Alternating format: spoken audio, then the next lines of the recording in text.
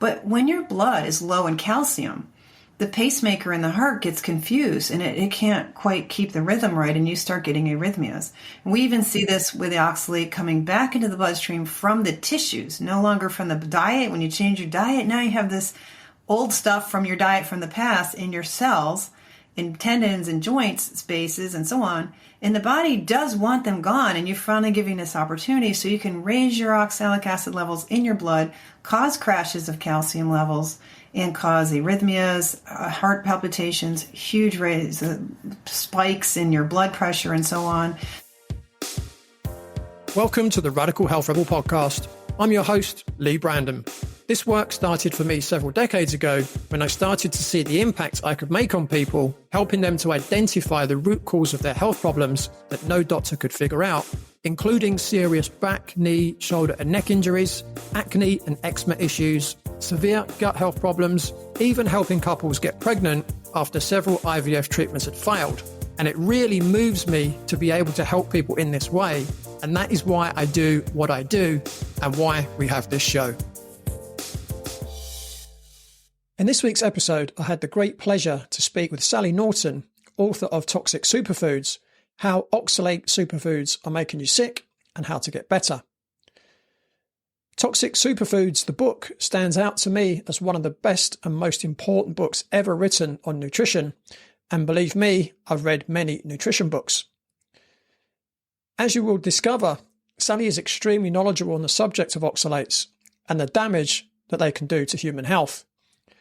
I believe this is one of the most important interviews I've done and will make it part of my mission to spread this knowledge as far and wide as possible. With the current level of health and disease in the world, this information is greatly needed. If you're tuning into this episode, then I'm assuming that your health is important to you, and I have little doubt the information contained within this episode will be of great value.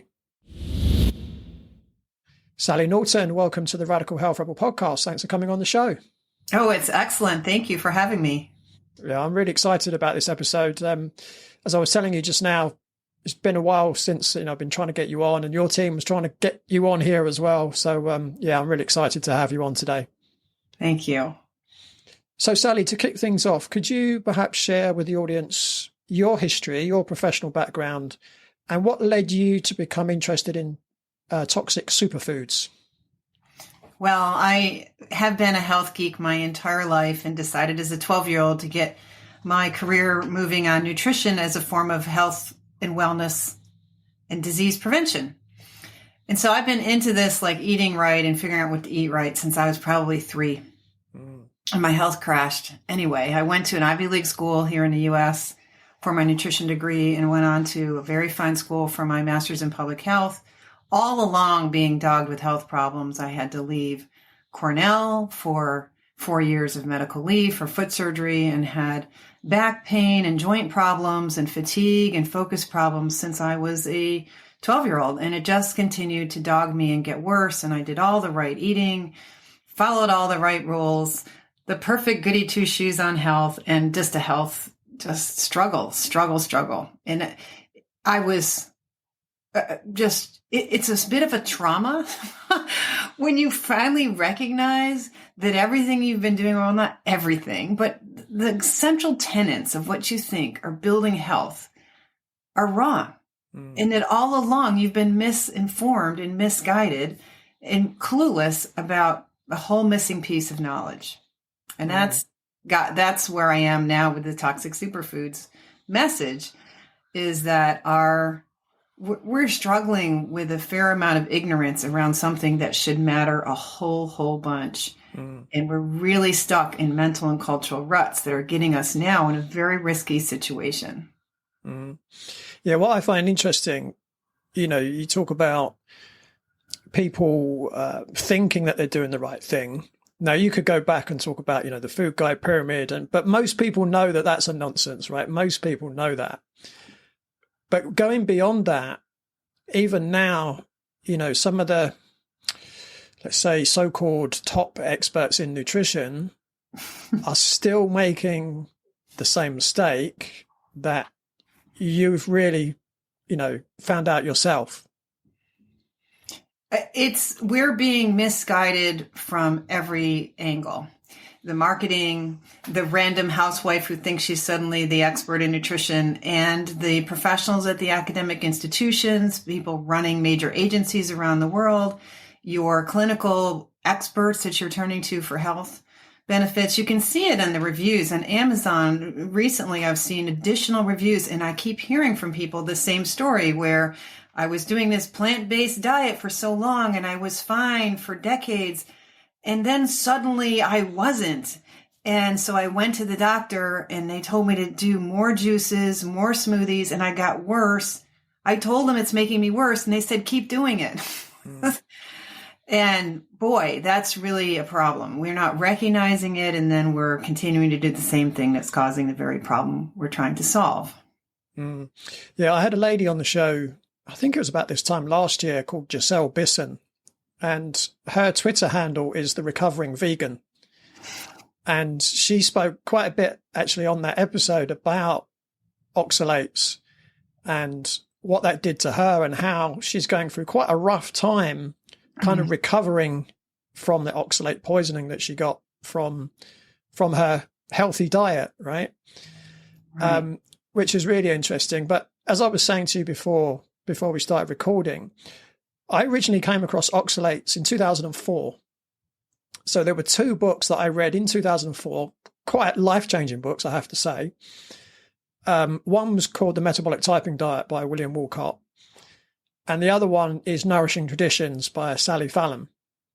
Now, the main things that I took 20 years ago from oxalates, which is one of the toxic superfoods, or part of the toxic superfoods, was that what they do is they prevent the uptake of calcium. That was pretty much the main message I got from those books. But obviously, your book, which we'll come on to talk about, goes a lot further than just the fact that it prevents the uptake of calcium. But in those books as well, and they are great books, they also talk about other anti-nutrients or plant toxins, you might call them, like lectins, tannins, phytic acid, etc. But in your book, you talk predominantly about oxalates. Why is it particularly oxalates that you feel is important, perhaps over the other anti-nutrients? Well, it turns out that it's one area that we have limited defense against, and there's not a good way to prepare foods to avoid this problem. And it's really much more absent from our consciousness, and yet in professional circles, researchers and clinicians and so on, there's a lot of dismissal going on as well. Whereas tannins and phytates are like, well, I don't know too much, that's a nutrition topic. But with oxalate, because we know oxalate causes kidney stones, it's a word that's a little bit familiar in clinical circles. So light familiarity, but basically complete ignorance gives them lots of room to just dismiss it. And you cannot get as sick. You cannot do near the damage with tannins and with phytates that you can do with oxalate. Now, lectins, they're becoming, for the same reasons in a way, they're becoming more and more of a concern because we're not using professional or traditional ways of preparing beans, for example, of soaking them properly for literally, the research says you need 3.5 days of soaking and then pressure cooker level heat to disarm lectins, and you can disarm them. But lectins are a little bit confined to areas and foods that are easily avoided. Oxalates, unfortunately, are in foods that we continue to promote and trust, and they continue to grow in popularity. And the only right defense is to control your exposure level. You can't cook it out or ferment it out or really work your way around it. Yeah, I guess possibly the thing we haven't mentioned at this point is what are these substances and why do they exist, right? Because there's someone maybe listening to this thinking, you're using all these words I've never heard of before. But so could you explain kind of why they are in plant material? Well, I'm sure they're in other foods as well, but can you explain kind of why they exist? Well, as you say, the word oxalate is a foreign word to most people. Most people have never heard that word. Even if you've had kidney stones, you're told you had a calcium stone. No one said you had an oxalate stone, which 80% are. So it's not even in the vocabulary that nature makes it. It's in acid rain. It's in the soil, and it's in plants because plants make it. It's a tiny little 2-carbon natural toxin that plants can use for their health and wellness and reproduction and self-defense that really isn't designed for us to handle. And it's such an easy compound for nature to make. It's sort of the end product of oxidation that even in liver metabolism, when you break down your connective tissue, just because tissues turn over and you use up materials and have to rebuild and replace your bones, your tendons, everything every day, a certain amount of that connective tissue, certain amino acids can be metabolized into oxalate. And even more so when your liver has inflammation and you're distressed and don't have enough B1 and things like that. So it's everywhere in nature, but it's a toxin to humans, serious toxin. And when it's poisoning you, you can't even tell. And so it happens to be that seeds and nuts are great at producing oxalic acid for the most part. A certain leafy greens, spinach, Swiss chard, beet greens, and rhubarb leaves are known to be deadly. But today we so praise the dark leafy green. I could just see some poor ignorant youngster thinking, oh, I'll just cook the tops of my rhubarb in my rhubarb patch and literally murder themselves by mistake. I mean, we know people drop dead from rhubarb leaves. It's that high. And we don't stop to think, well, how much of the rhubarb stalk is okay? Just because I didn't die from it doesn't mean it isn't doing harm. Mm-hmm. Yeah. So the reason why there's oxalates in plants is to protect themselves, isn't it? So obviously if an animal or a human, eats too much of the plant's going to die. And obviously plants can't run away because they don't have legs and they've got roots into the ground, right? So it's the plant's way of basically, as you said, protecting itself. Yeah, the botanists talk about at least 5 different roles for oxalic acid and the calcium oxalate crystals they form with it for their own well-being and reproduction and so on. And just general metabolism, they need it. And it happens to also serve them really well as defense against funguses and insects and so on. In the leaf, the plants can turn oxalic acid into peroxide and help fight funguses. In the bark, the plants turn the oxalates into these little blocky calcium crystals that are harder than teeth. That makes it very hard for the insect to bore holes into the tree. It makes total sense for them. It's a way of storing calcium. It's a way of sequestering calcium, getting calcium out of the way. It's a way of managing calcium. It does so much for the plants. The plants are busy worrying about themselves, not you. And you realize if you were to go out in nature and not have a knapsack full of snacks, and you start getting hungry and you looked around for something to eat, how much is really out there that you feel you can consume and get something out of and not get sicker? Not a lot. Yeah. You need a hunting arrow. You need a bow. You need a snare. You would start figuring out how to trap squirrels and kill a deer in order to survive in the wilderness because there aren't enough edible plants. So hence we've invented the produce department. We've invented most of the foods that are in the produce department, including the carrot, most of the cabbage family, the modern fruits. They're all pretty much human inventions because we love the idea of eating plants. We like access to carbohydrates and textures and flavors. And we build cultural truisms and cuisines around herb seeds and leaves and so on. So we're really interested in the plant foods for our own consumption, but we've had to breed and manufacture them because nature, it doesn't make sense to be edible when you're a stationary being like a plant. Yeah. I mean, it's interesting, based on what you just said, if you look at the research by Weston A. Price, was it in the 20s and 30s where he traveled all over the world looking for native tribes. And what he found was that animal foods were always the number one food of choice. So they would maybe supplement their foods with other non-animal foods, but their go-to foods were always animal-based. And highly prized and highly revered and part of the culture, and cultural rituals and so on were all centered around this. And even in the Bible, you see that a great sacrifice is to give up a fatted calf. You know, it's a big deal to say, here, God, take what nourishes us and sustain us and be more than this for us, you know? Yeah, absolutely. So what are some of the symptoms or signs that people might get with oxalate overload? Well, for some people, none. Crickets, silence. Your body will put up with a lot of this for a long time. And that gives you more room to like pretend that we're getting away with it.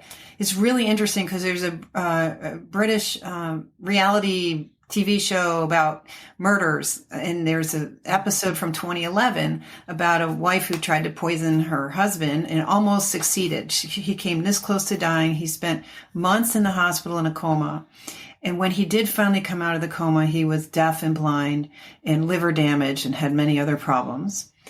And the whole time, what was wrong with him was oxalate poisoning, and the clinical people could not recognize it. So even when you're dying of oxalate poisoning, the clinical people don't see it, and we don't see it. So it can be silent because the symptoms aren't there, or it can be silent because we don't have a clue on how to listen to the body and read the signs. But if you have signs of oxalate issues, or you could just take a high oxalate meal, juice a little, half a star fruit or some make a green smoothie, and then check in with yourself 90 minutes later and say, how's my attention? How's my energy? How's my digestive tract? How's my brain working? How are my aches and pains going? And you might be able to notice things are not great. You may start getting hiccups or belching. You might get masseter pain or any kind of joint inflammation. You could start being grumpy, irritable, impatient, panicky, worried. In the old literature from the 1840s, 50s, and 60s, there's descriptions of the symptoms include things like anticipation of impending doom. It's one of the symptoms, because there's a lot of neurotoxicity with oxalates because it is a chelator of calcium and other electrolytes. You mess up the electrolytes, especially calcium, for a nerve cell, and boy, things start going wrong. And there's a fair degree of distress. It turns on nerve cells in this on position that can cause spasms, and that's where you get the belching and the bloating and the hiccups and maybe diarrhea or constipation or muscle knots or fibromyalgia.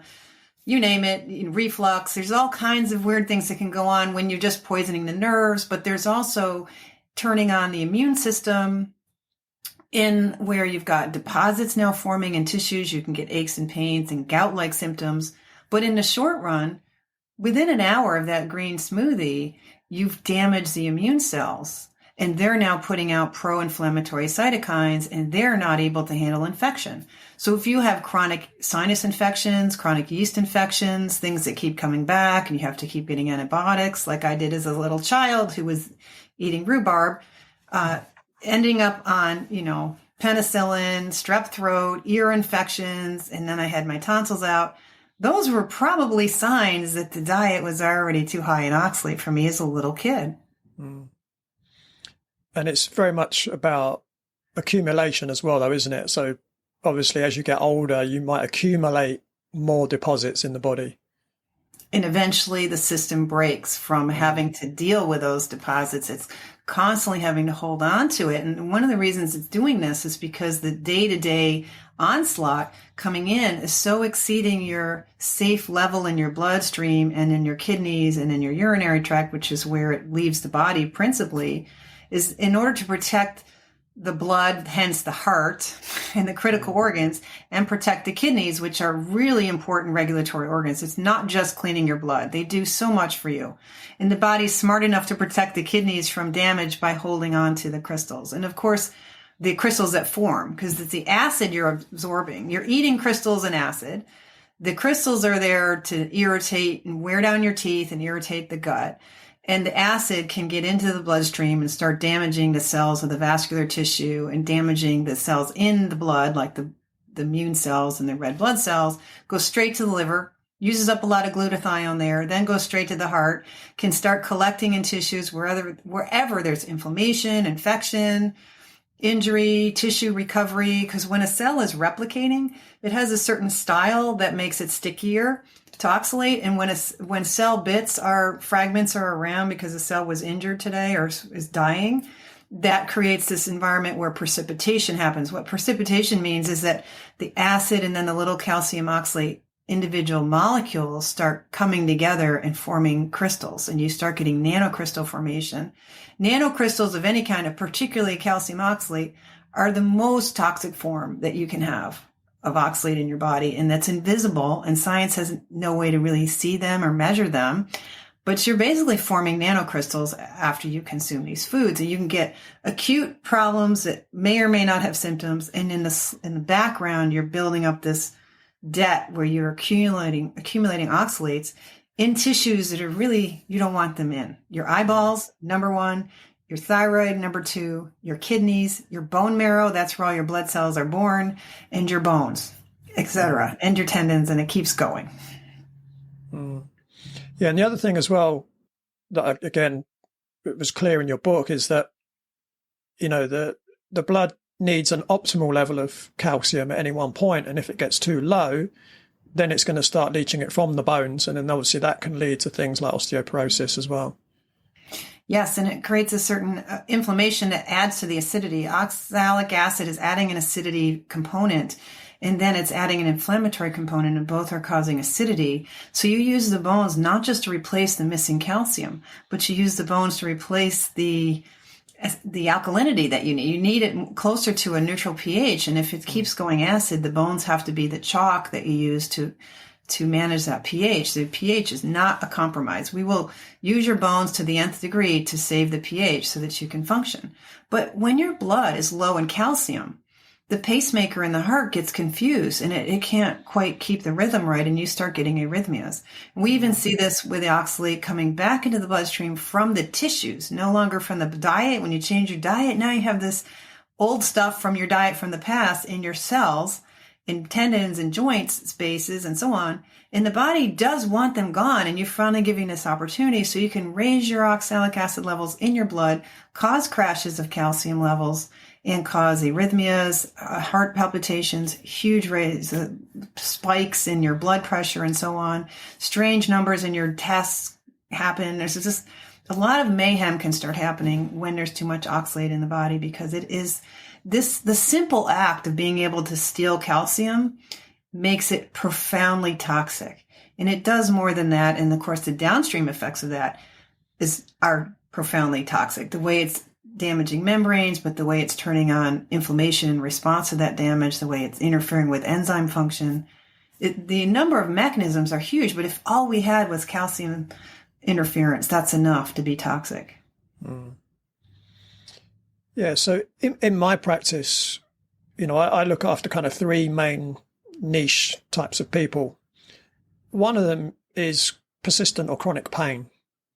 Could you maybe share a story of a client of yours where they've come in and they're in physical pain, and you've helped them change their diet, and that's kind of helped them get rid of their pain? Have you got such a story you could share? Well, in general, I can tell you that is probably the most common scenario where I get feedback from whether it's an Instagram message, a DM, or an email to my website, or from my clients. Really persistent problems with pain. Physical therapy didn't help it. Pain medications don't help it. Everything they try to do, exercise and all the different kinds, acupuncture and so on, if they get any relief, it's very temporary. And lo and behold, now they're out of pain. I mean, I had foot problems for 30 years. And then I suddenly didn't when I quit eating sweet potatoes and Swiss chard. I was like, what? It's amazing how much suffering can be going on and not know it. And of course, then there's inflammatory pain, there's skeletal muscular pain, there's all this sort of fibrotic pain, a basic connective tissue unhappiness, where inflammation just shows up in tendons and joints and so on over and over again. And that's sort of a downstream effect of all this connective tissue damage and chronic inflammation, where it's like any little thing that ups inflammation starts turning on pain in different tissues. And we get a lot of relief from that, but you can also be revisiting that as the body tries to clear out these areas, because when you've got particulate pollution in your joints and tendons, the immune system has to go in there and basically perform surgery without anesthetic. And when you derive the immune system anywhere, you have to open up the circulation and push immune cells into tissues, and you create pressure and fluids and activity and cytokines and all kinds of activities in the body that can be unpleasant. Gout's a great example, but there's other forms of joint pain and struggling with pain that can be oxalate related. It's really lovely to finally get a moment of peace and finally be able to do something, get in and out of the car without ouching and grabbing body parts and not being afraid of picking up a grocery sack or something like that. Pain is number one. And then the other big area is mental pain, despair, despondency, grief, depression, anxiety, inability to get past a PTSD or a trauma, being stuck in an addiction. All of these things start resolving in people who get rid of the toxin. You could think of a toxic brain is physically toxic. Yeah, it's interesting. I'm going to share my own story with pain. Now, my apologies to my long-term listeners because they've heard this story multiple times, but for new listeners, it'll be a first time for you. So about 4.5 years ago, I moved to where I'm currently living. And I said to myself, I'm going to eat less meat because I eat a lot of meat. And I was eating about 1.5 kilos of meat a day at that point. And I thought, well, what would I replace it with? Because I still need the calories. And I know I do well on fat and protein. I don't do particularly well on plant-based foods anyway. And I thought, well, back in the 90s, for breakfast, I used to have a massive bowl of oats, maybe with banana and honey, and a protein shake. Now, it probably wasn't a particularly good quality protein shake back then. But I thought, why don't I try that? And let's see how it goes. So I got a much better quality protein shake, a very, very good quality one. Although, interestingly, reading your book, I realized there's probably some oxalates in it because it's made from beef collagen. So I thought, okay, made a note of that. So anyway, I started eating protein shake and oats for breakfast. And the first thing that I noticed, I wasn't surprised about, I was really hungry within about 2 hours. You know, I used to eating, maybe half a kilo of beef for breakfast. You know, that would sustain me until lunch. But I kind of thought, well, let's just go with it. And what I didn't realize around the same time, shortly after I changed my diet, now you're not going to be surprised at all to hear this, Sally, I started to get knee pain when I was playing tennis. Knee pain in my good knee, I must just add. So I would play tennis at the weekend. I'd go to the gym. I could train at the gym fine. I could even lift heavy, not a problem in the gym. But when I was playing tennis, it would hurt, and it would hurt for about 5 days. So by the time the week had ended and it was back to the weekend, the pain had gone. So I could go and play tennis, but then there'd be pain when I played tennis again. And that went on for about 3 years. And I kept thinking, I need to sort this out, And so I was with a friend once he's an osteopath. And I said, you couldn't just run some tests on my knee. I think it's, my medial collateral or my medial meniscus. And he did those tests. He went, no, it's definitely not that. Anyway, he ran some tests and he said, you've got osteoarthritis in your knee. I was like, okay, that's interesting. So to cut a long story short, I then decided to cut the oats out of my diet. Now, for 3 years, I could only flex my knee to 90 degrees. So you should be able to get your ankle and touch your backside, right? I could only bend the knee 90 degrees instead of about 135 because of the pain. Well, 3 weeks after stopping the oats, I had absolutely no pain in my knee and it's never returned. Yeah. Very interesting. There's a lot in oats too that could be pro-inflammatory and increasing. There's a lot of different things in oats. And with the oxalate content of oats, what's fascinating is that there are so many varieties of oats that it could have been that you got a hold of a particularly high oxalate variety of oats that you were using, whereas someone else might have had a different variety. And of course, it's a different person, so you can't really compare across people. But it's fascinating that one grain used routinely can take you down and take the fun out of your life. Mm. And it's a simple switch, but some people are really committed to their oatmeal. Yeah. I mean, I wasn't. I mean, it wasn't even my preferred breakfast. It was my substitute, really. But interestingly, what I did was I cut the oats out. I kept the protein shake, and I wasn't as hungry, so I was actually fine. I could last till lunch because I didn't have the oats. Mm-hmm. And yeah, I've been pain free since. That's so nice. It's so nice. Without any surgery or drugs. Yeah, absolutely. It's beautiful. So I kind of think I know the answer to this question, but how widespread would you say oxalate overload is? Leah was a 27-year-old who worked in insurance. Leah had never made much of an effort to eat healthily, and she loved chocolate. Before the age of 27, she ate whatever she wanted, and she managed to maintain a very healthy figure and a completely clear skin. So it was a big shock to her when she broke out for the first time in her life, just months away from her wedding. Leah was in a panic because she didn't want bad skin on her wedding day. After testing, it was found that Leah had a minor dysbiosis and a parasite infection that may or may not have been causing health issues, as sometimes parasites can be present without causing problems. I advised Leah on her nutrition and lifestyle and helped improve her gut microbiome. A few months in, there was some but not much improvement in Leah's skin, and she was in a state of panic. At that point, I tested for heavy metals, and it turned out that Leah had very high levels of mercury in her blood.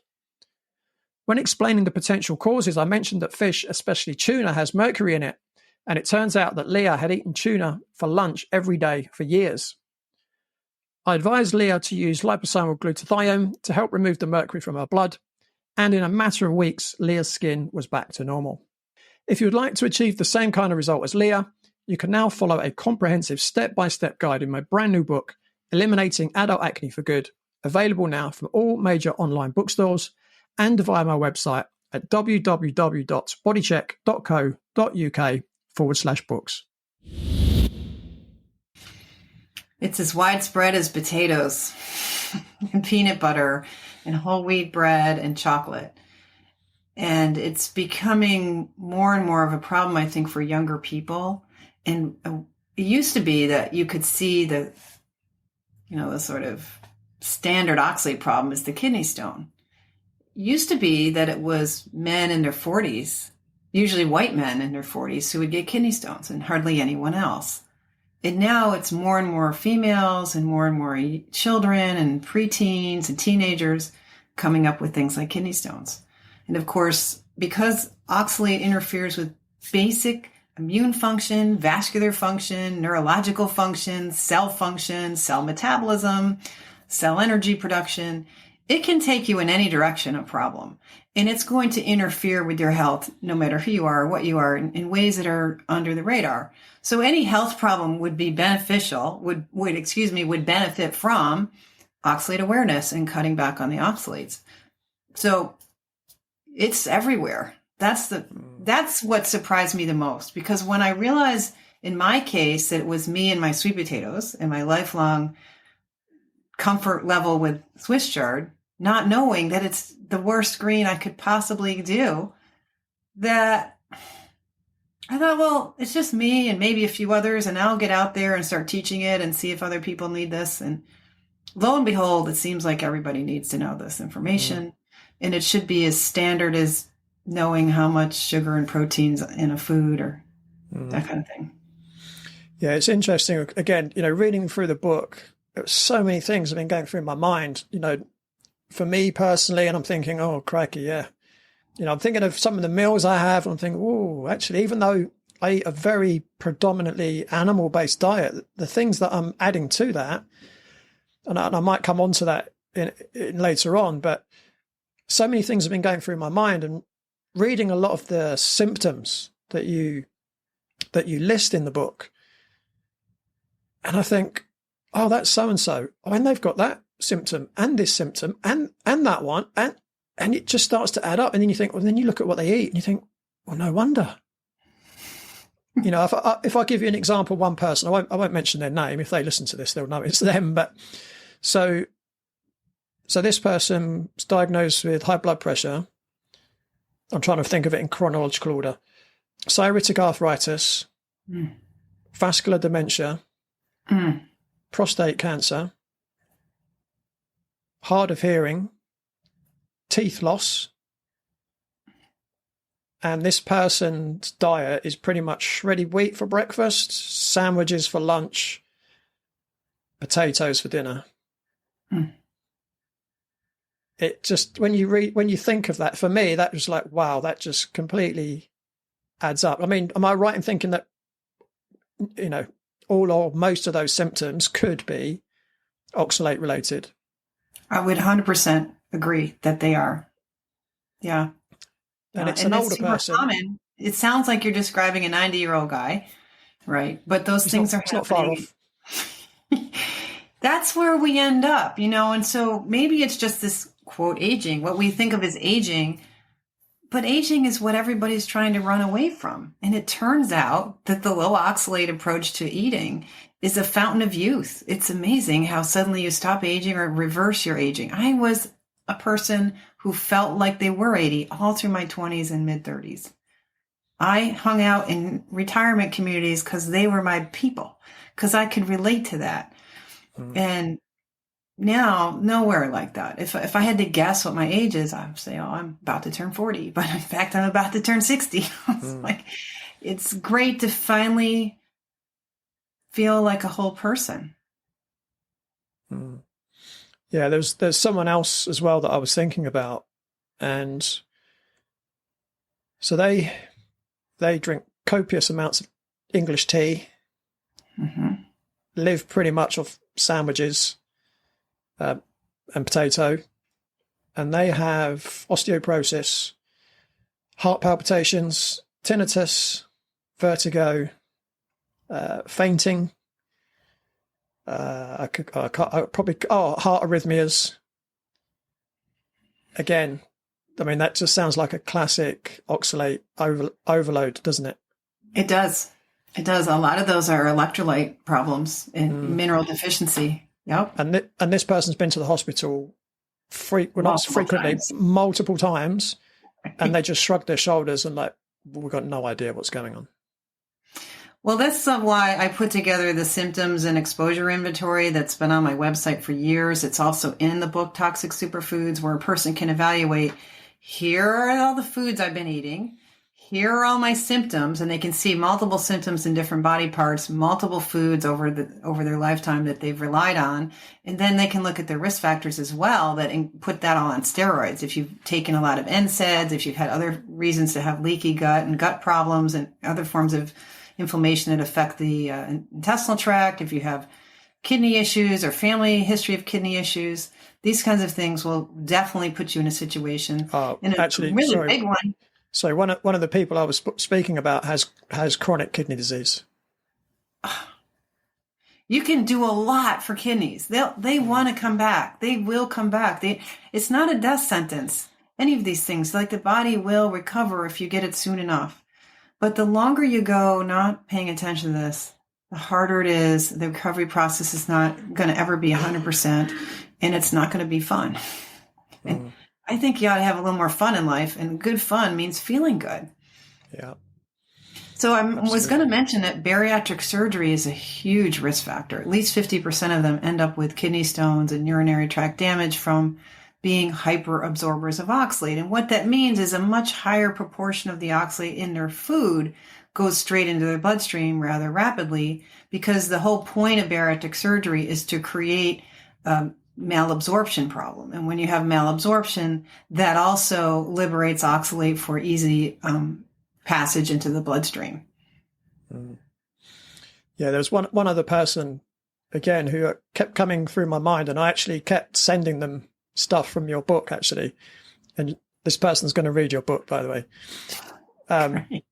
So this person has fibromyalgia and has been diagnosed with, but again, we're not sure how accurate, psoriatic arthritis, rheumatoid arthritis, polymyalgia, osteoporosis, anemia, anxiety. Again, there's probably more that I can't think of off the top of my head. Classic. All of it is classic oxalate problems. Absolutely. So you get this radar once you sort of understand this pattern and how it plays out, and you see these assemblages of problems. It's like, oh, poisoning syndrome right there. And also the last person is also a vegetarian. So again, it's more difficult, isn't it, to eat low oxalate when you're a vegetarian? Particularly vegan, it's difficult. You end up living on white rice and fairly low nutrition foods. They just don't have much protein. They don't have much nutrients in it, and you're going to have a hard time thriving on being just generally undernourished. So you can certainly reverse gout and reverse symptoms and feel much better even as a vegan, paying attention to where the oxalates are. But you're going to be living on black-eyed peas, white rice, and lettuce and salads, and it's also not going to be satisfying. So there's going to be that other difficulty that comes with just feeling this want. Your body is going to hunger for real nutrients, and there's a certain sallowness to your whole spirit. But I guess, again, from what I got from your book was, even if you are vegetarian, I'm not necessarily talking vegan, but vegetarian, even though it's potentially more difficult, it's still possible to eat a low oxalate diet, right? Most definitely, for sure. Yeah. Yeah, there's plenty of plants. And of course, vegetarian usually includes eggs and milk and cheese and products from animal milk. So you can build a lot of meals on those foods for sure. Yeah. So you've mentioned quite a few of the foods already that are high in oxalates. What would be, I don't know, maybe like your top 10 high oxalate foods to avoid? Almonds, top of my list. And sadly, I normally wouldn't put star fruit at the top of the list, but I just saw somebody on social media who I know from past life who is juicing star fruit and letting her 1-year-old child have it. Star fruit will kill you. It only takes about 10 ounces of star fruit to drop a grown man dead. We're right up there at rhubarb level of oxalate level. But normally I wouldn't put that at the top 10, but these days, whatever crazy high oxalate food you get thinking is okay could be a problem. So it's really about the food you eat. But the ones that are really popular right now people are pushing are cacao and cocoa and dark chocolate, almonds, cashews, and peanuts. Green, dark green, especially spinach, hidden in pancakes and green everything, like green muffins. No. Chia is like the thing. Chia puddings, chia parfaits, chia this, chia that. Of course, beets and beet juice are supposed to be so great. And so people are actually buying beet juice as if it's really food and consuming it. Sweet potatoes was one of mine. And then there's the blackberries and the raspberries, which people are saying, oh, just put fresh raspberries in your blender every morning, even in the middle of winter. And they're available now. So that's another thing, is that you can get these fresh berries any old time. You can get Swiss chard and spinach any old time. Then you have people going on gluten-free diets. So they're going to go for the buckwheat and the buckwheat noodles, the teff, the quinoa. Quinoa is super popular. It's high in saponins as well and other problems. But people say, oh, it's high protein. Benefits only. Oh, it might have more protein than other grains. That doesn't make it a great source of protein, nor does it make it a great food. Quinoa, and then there's arrowroot and other things, cassava, plantain, that are made into chips, snack chips made from roots. You can get that on an airplane. They'll give you some taro chips full of beets and taro, and these are all high oxalate foods. So a lot of the newfangled, like get around the wheat problem, get around the dairy problem with the almond milks and the almond substitutes, either on a keto diet or on a dairy-free diet or gluten-free diet. So the more you're trying to pursue health and be good, you can start adding these foods. So some of the problems are the general advice to be afraid of dairy, be afraid of gluten at all costs, and not be afraid of oxalate. That's where the ignorance is so concerning, is that you have a partial truth and you then spin up a solution without ever testing your solution for its safety. We just use a lot of wishful thinking that plants are safe to consume in any amount, as long as it's not our demon of the day, which is, oxalate is not the demon of the day yet. It should be on the list of something we care about. It's a known toxin in nature. It kills critters, it kills farm animals, and it can destroy the well-being in your life and in your family. And unfortunately, we think we know stuff. So we have this so-called knowledge about, well, maybe dairy is a problem or this or that. And it's really just become a habit, and it's making everyone a sucker. And we're drawn to these false promises with food marketing and pretty messages online. And we're making chia pudding, and we're blundering into stores and selecting pretty packages full of high oxalate ingredients, trail mixes loaded with chocolate plus all the nuts and high oxalate dried fruits. And then we're teaching each other how to create these disasters on Instagram and elsewhere, and ignorantly eroding each other's health without a clue. And that's what's frightening, is that we should take the time. I know you don't have time, but take the time to devote some effort to really give some consideration to the many toxic effects of oxalate and try it out and see how you feel. It's like somehow it's still, because we haven't heard of it and it's not just common knowledge, the first impulse is go, that can't be right. Mm. Yeah, well, I've heard that saying quite a lot in the last 4 years, but that's another rabbit hole that we're not going to go down today. The other area, well, one other area that I work with quite a lot is gut health. What kind of effects do oxalates have on gut health? It's very interesting because the original diagnosis that was put out in 1842 from England was that the primary symptom of oxalate poisoning was gut health. It was always gut problems. And what they were seeing back then were episodes of what seemed like obstruction, colonic obstruction. They thought they were dying from intestinal obstruction. So it can be paralysis of the intestinal motility, which can look like IBS, where you can go back and forth between diarrhea and constipation. It can be chronic constipation. It could be chronic fecal incontinence, where you have random periods of diarrhea occurring so randomly you don't even feel it, because the nerves in the rectum are now also paralyzed and can't tell you that you're having a bowel event. So there's that. There's leaky gut problems. There's other forms of dysmotility where you can get reflux, or you can get this bloating and belching pattern. And I think that's part of the dysmotility, where you have the normal peristalsis is making an effort to move everything in an outward direction. But when it's all disorganized, you get this ferment where it's moving back and forth, and it creates gas and bloating and pain. You can get very sharp pains. You can end up with hemorrhoids and other issues as well. Yeah, I mean, it's almost like we're covering every symptom known to man, isn't it? But that's almost the way it is, right? Yeah. And it's going to affect the gallbladder. So that could affect your fat digestion, and it could affect your pancreas, which could affect your digestion in general. So if you're just not even digesting things well, that could be another sign. Yeah, and interestingly, the other kind of main kind of niche I work within myself is on the skin, because I suffered really badly with acne for 18 years. I've had eczema as well. My sister suffered from eczema as a kid. I've got another family member that's got eczema at the moment. And if you're affecting the gut, you're affecting the skin, right? That's certainly my experience. Yeah. And for some people, the immune system really shows up on the skin. And I wonder if it's because the skin is such a huge organ of potential detox and release of toxins that under toxic conditions, it's an important place to go. Because if the kidneys are overwhelmed and the gut is having paralysis and is becoming toxic from the dysmotility, what's left? You've got to breathe it out.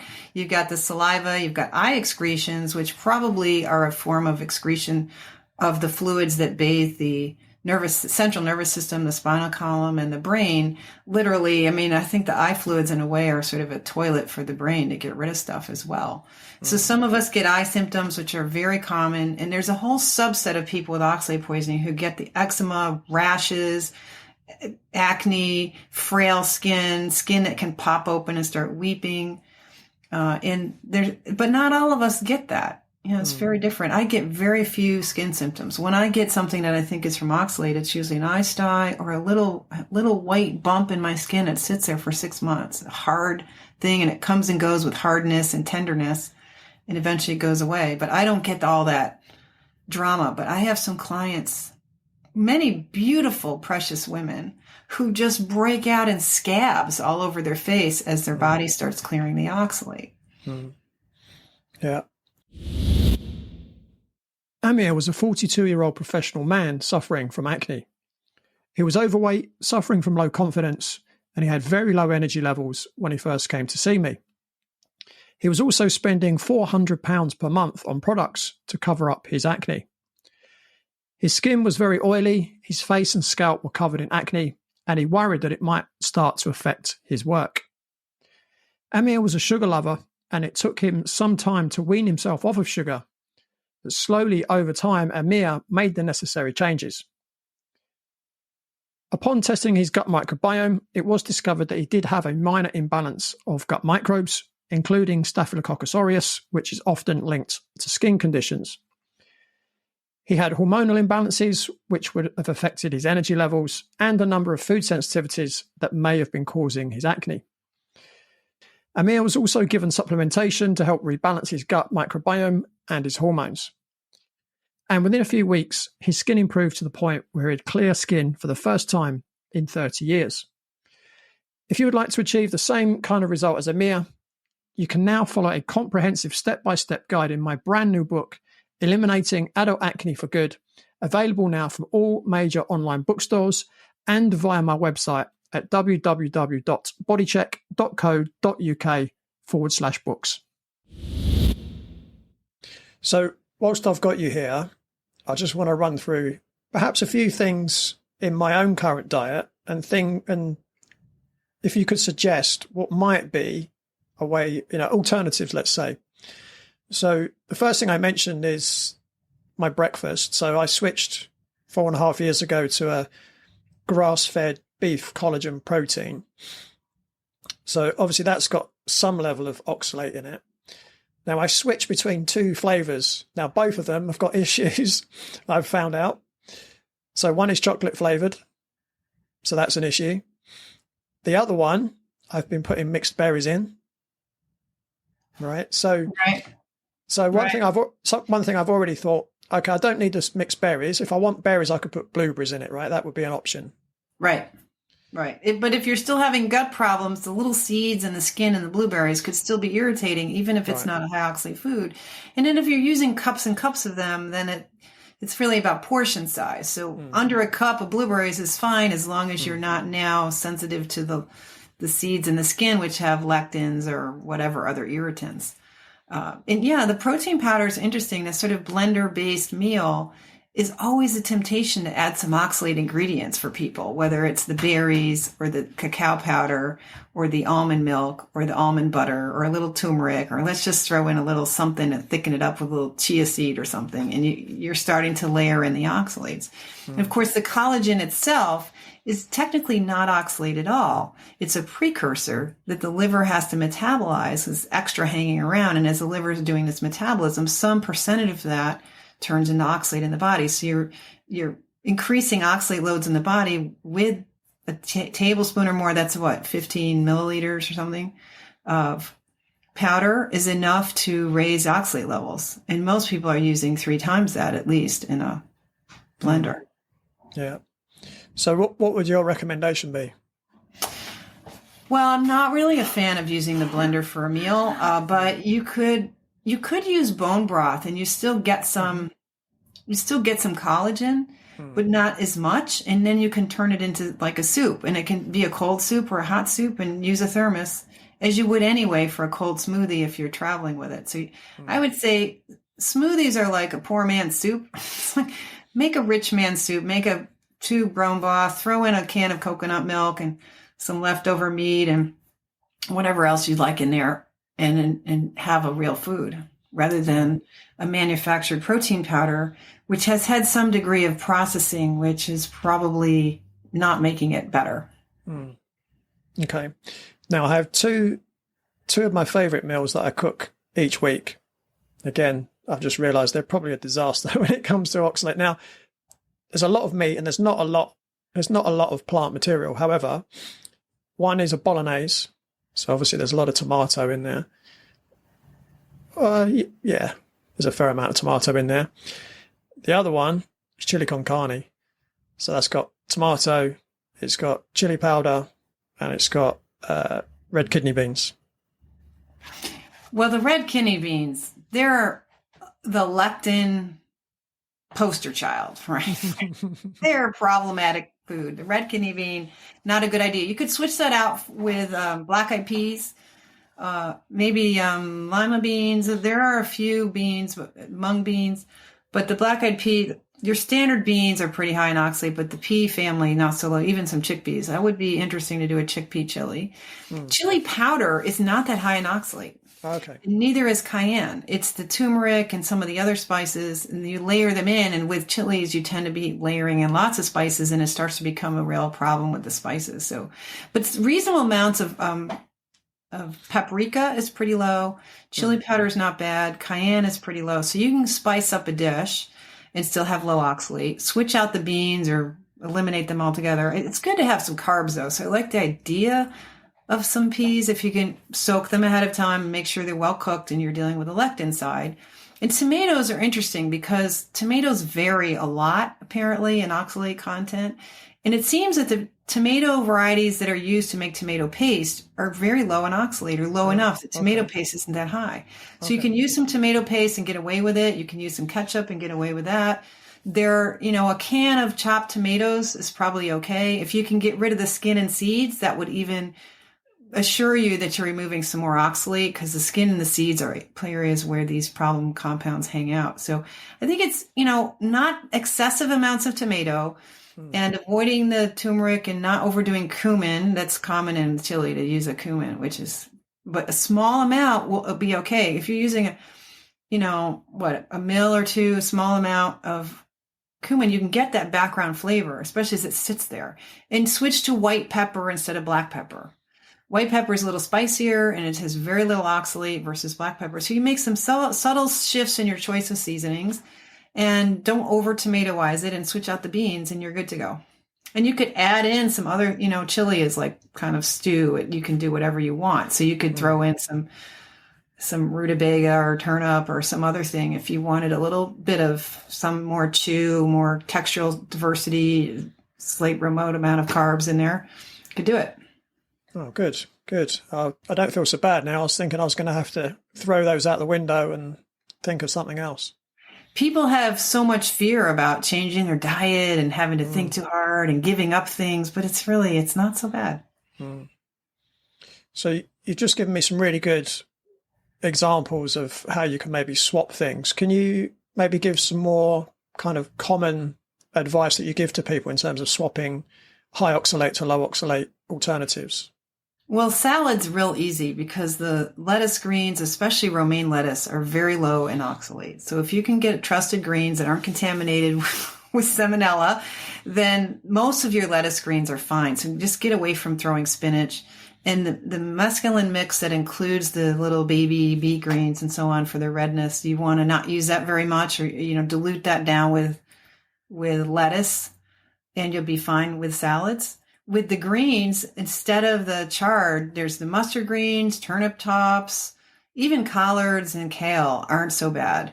But mustard greens and turnip tops are very low. Radish tops are very low. So all those are from the cabbage family vegetable. So just don't use chard. And beet tops. I grew up on the beet tops. Like, we were big into beets growing up, and they grew beautifully where I was from. So what else we got? The nuts. I say with nuts, try to go with cheese and meat and eat real meals, because nuts are mostly used as a snack food, as a run around town and have it in your car kind of food here. That's what people do. They'll take it on their trips and so on, just because they don't have to do anything with it. Well, cheese is practically, you don't have to do anything with it. You bite it. You might need a knife, but it's pretty simple. It has that same convenience factor if your gut is healthy and you're still tolerating the dairy foods. We'll get to that with some people. We can get back to better gut. In fact, a lot of people tell me once they're low oxalate, they can now have bread again, they can have cheese and dairy again, and it diversifies their diet. Before they were busy trying to heal their gut, so they were busy avoiding dairy and gluten. And it turns out that what they needed to avoid was the oxalate, and now they can have their dairy and gluten and their gut health too. So don't be afraid that, oh, I have to eat these almonds because I can't eat anything else. It's probably quite the opposite. So what else do we swap out? Chocolate? Well, you don't have to go zero oxalates. So there's room for a chocolate chip cookie if you can get a cookie made with good fats and good ingredients, because there's just a few chocolate chips in there. So it's not a zero oxalate situation. You don't want to go zero oxalate if you've been really high anyway, because you don't want to loosen up all those oxalates in your eyeballs and tendons and shoulder joints. So you don't have to go, and I don't recommend that you go extremely perfect on this. So you can play around with it, take your time, give yourself 6 months or a year to learn it, and then keep learning and keep learning and keep learning, because this is a lifetime skill. So you're not going to just learn it from one podcast and off you go. Yeah, one of the things I have swapped out already. So I make myself a chicken liver pate every week. Nice. And I normally have carrot and or celery to dip. They've gone already, and I've got cucumber instead. You know what's really good with pates is pork rinds. Oh, put your pate on your pork rind, and you'll never go back to celery. Well, I know both my parents grew up with liver and bacon. I can't see making liver taste good without bacon anyway. So you can see how they're a match made in heaven. And the textural contrast is so profound. You have this smooth, soft pudding-like pate and this very crunchy, light, fluffy pork skin, and it's delicious. You can tell I like it. I've got an emu liver in there I'm waiting to make into pate. But you got to let it sit in the fridge like 4 days for it to really taste good. Pates. I like them to sit. Oh, I like eating mine as soon as it's cooked. It's still because it's delicious. Oh, love it. I absolutely love it. Yeah.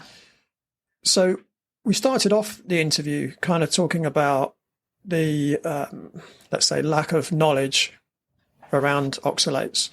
Why do you think the medical profession is, so limited in terms of its knowledge of oxalates?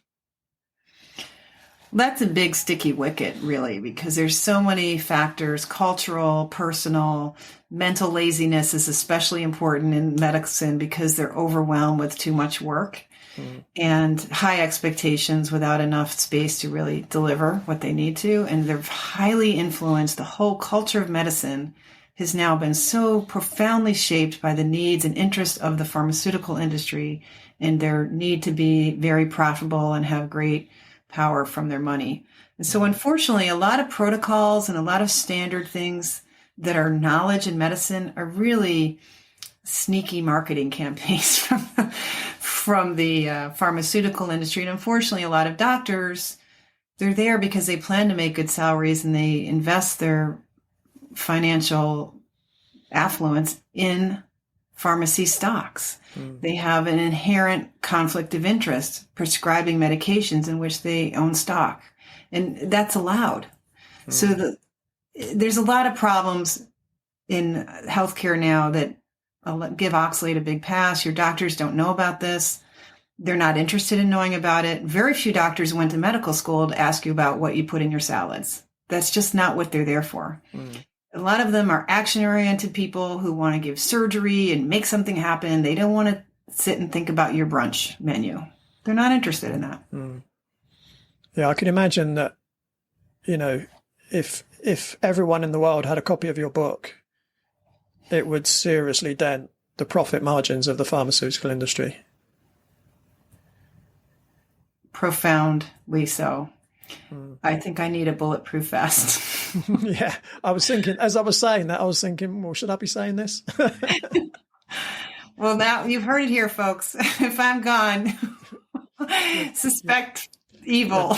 You're definitely not thinking of committing suicide. We can say that now. No, we're not. Definitely not. We have an urgent advocacy message to put out there, and I appreciate you and your listeners for helping get that message out, because it's doubtful that my book will get in the hands of every person on the planet. Most people don't want to be bothered with it, but I hope that we can really bring this to mainstream attention, because there are many young children being born, many couples who are frustrated that they can't get pregnant, people struggling with many aspects of their lives that could just be made easy. Yeah, absolutely. So what would perhaps be your top 3 tips for people suffering with oxalate overload? One is take a deep breath and get ready to change your thinking for the rest of your life. Do not stress out about having to learn it all now and get it all right.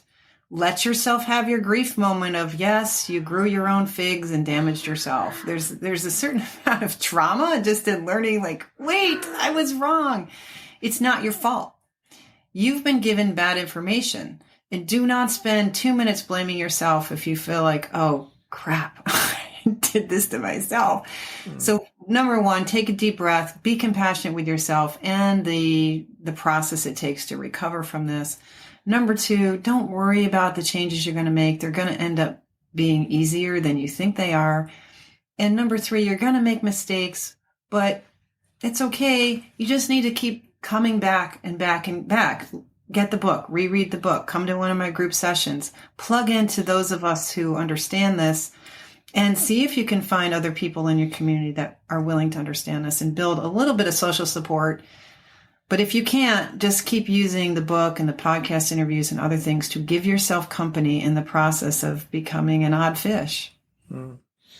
Yeah, I mean, one of the subjects that I would love to have come onto, and I know we're running out of time, but what I would say is, again, clearly in the book, you show there's a 2-phase process to go through as well when clearing oxalates. Now, we're not going to talk about it on this podcast, so you're going to have to go and buy Sally's book. So do you just want to give people an idea of, well, first of all, the name of the book and also where they can get it from? Okay, well, the book is called Toxic Superfoods because it turns out high-oxalate foods are called superfoods so much of the time. And you can get it anywhere in either a print book, an ebook, or an audiobook. It's come out in Spanish. It's soon to be out in German, and it'll be coming out in Polish, Vietnamese, and Chinese. We're still waiting to hear from other language publishers.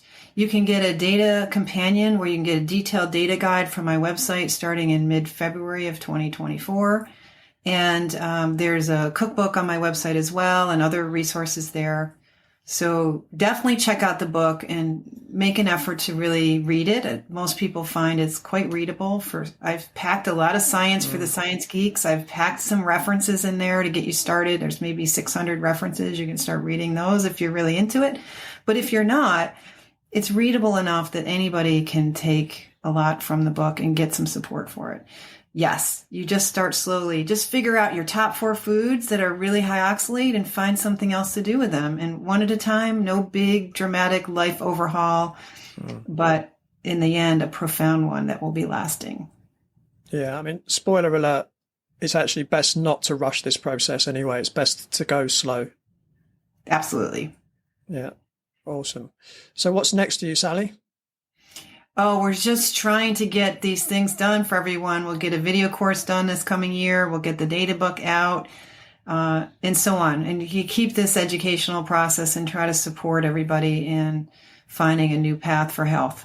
It's been fun. I would love to see more and more younger people pick this up so they don't do this to their kids.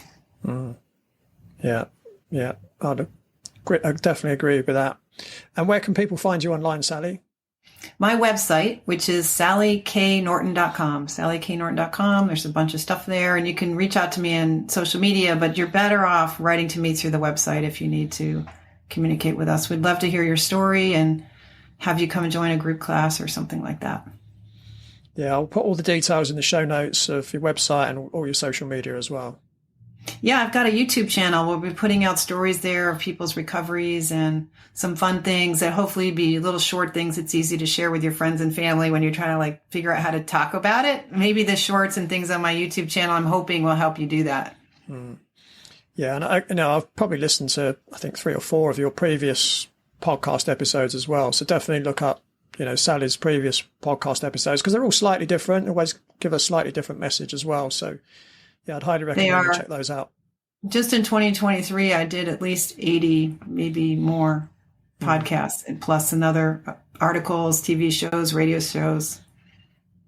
Yeah. Yeah. So, Sally, thanks so much for coming on. I've really enjoyed it. I could probably speak to you all day, but I know you've got to shoot. But yeah, just thank you so much, and to the audience, make sure you go and buy Sally's book. It's a delight to connect with you. Thank you for having me. I look forward to next time. Yeah, it's been my pleasure. So that's all from Sally and me for this week. But don't forget, you can join me same time, same place next week on the Radical Health Rebel podcast.